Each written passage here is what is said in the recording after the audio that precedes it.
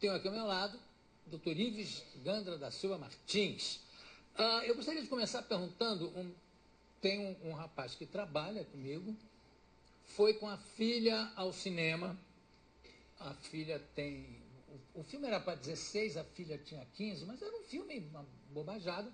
O nome dele é Antônio Colossi, chegou na porta do cinema e foi barrado. A menina foi barrada e ele também.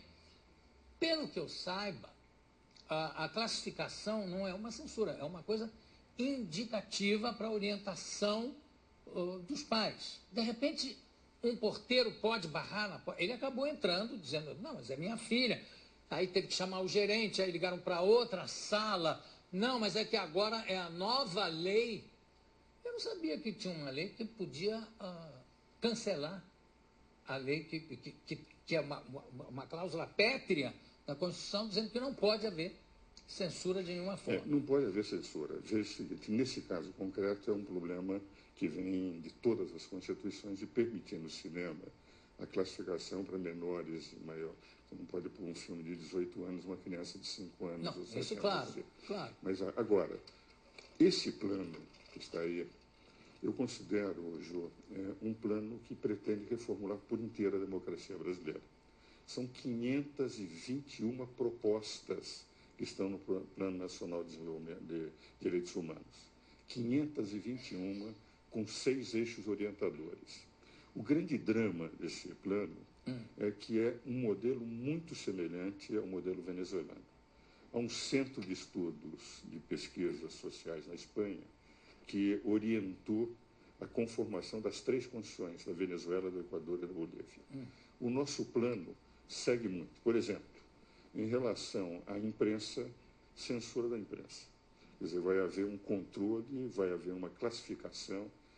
Aquelas instituições que não seguirem o que eles chamam do plano de direitos humanos, essas instituições não receberão, por exemplo, financiamento oficial. Na educação. Isso é um pouco o que o Bush fez em relação à pesquisa com células-tronco, né? Quer dizer, podia fazer, mas não receberia nenhum auxílio oficial. Mas no caso concreto da imprensa, a imprensa são os pulmões de uma democracia. Claro. Quando você controla a imprensa, eles é que vão determinar. Educação. Todos os professores terão que ser educados dentro do que eles chamam deste plano de direitos humanos. E as crianças receberão uma cartilha para seguirem rigorosamente o plano.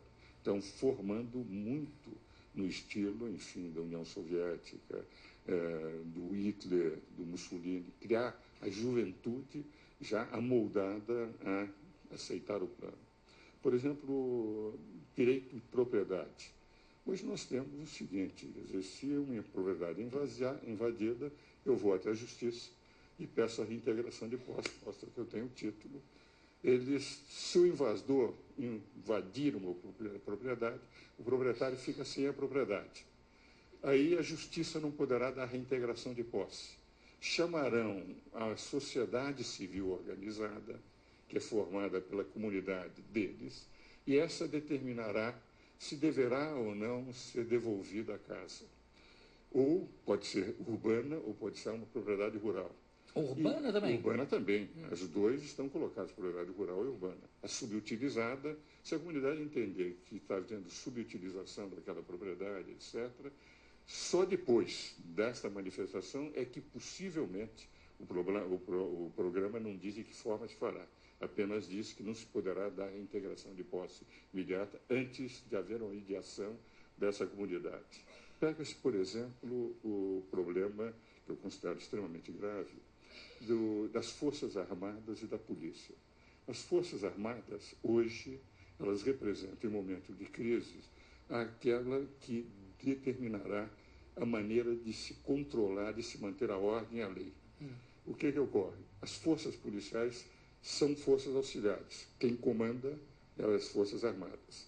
Agora, as forças policiais deixam de estar subordinadas às Forças Armadas, deixam de ser forças auxiliares das Forças Armadas.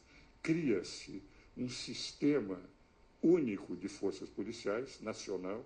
Então, os governos terão as suas forças policiais controladas pelo Sistema Nacional Único. Então, teremos as Forças Armadas se o Brasil entrar em guerra, O Brasil não tem essa vocação.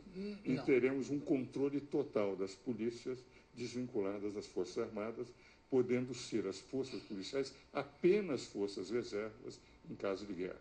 Então está havendo uma total mudança do sistema, digamos, do regime constitucional. Por exemplo, nós vivemos em representação. Cada deputado paulista, para ser deputado federal, ele precisa de pelo menos 100 mil votos. Que representa? Ele pode ser um mau deputado, mas é o povo que vota. Eles vão substituir um pouco a chamada democracia representativa por uma democracia delegada que é comum na Venezuela, Bolívia, Equador. Vale dizer, o povo vai ser chamado sempre para discutir não, votar em plebiscitos e referendos, criando-se quase um sistema semelhante ao sistema da Constituição venezuelana, pela qual haverá o poder executivo, o povo, como os dois poderes, e o poder legislativo, o judiciário e o Ministério Público serão poderes acólitos. Então, é indiscutivelmente um plano que representa o pensamento daqueles que fizeram. Mas é possível o governo se sobrepor ao que está na Constituição? Eles terão que mudar a Constituição. Isso é apenas um programa, é um decreto programático. Eles vão ter que mandar projetos de lei ordinária, projetos de emendas constitucionais para mudar todo esse sistema, Poder Judiciário, Poder Legislativo. Terá que ter uma comissão de direitos humanos a orientar as leis que eles terão que fazer. Eu lhe interrompi com a pergunta que você ia falando. Não, o que eu iria dizer é o seguinte, eu tenho um profundo respeito por aqueles que fizeram esse plano. Alguns deles são meus amigos, debates há muitos anos, entende? Mas eles têm uma convicção de que, por exemplo, Cuba é um país que representa uma democracia, que a Venezuela tem